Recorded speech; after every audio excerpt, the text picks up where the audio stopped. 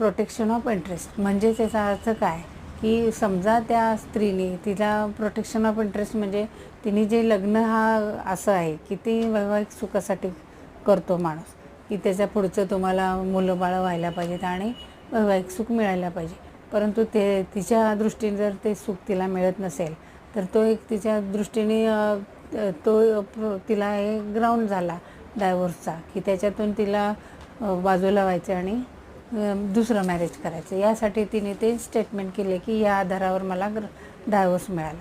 म्हणून जर बायकोने नवऱ्याच्या विरुद्ध जर इम्पोर्टन्सीच्या ग्राउंडवर डायव्होर्स मागितला आणि जर तो खरा असेल, त्यांच्यात घडलेल्या घटनावर आधार असेल, तर याच्यामध्ये नवऱ्याची बदनामी होत नाही.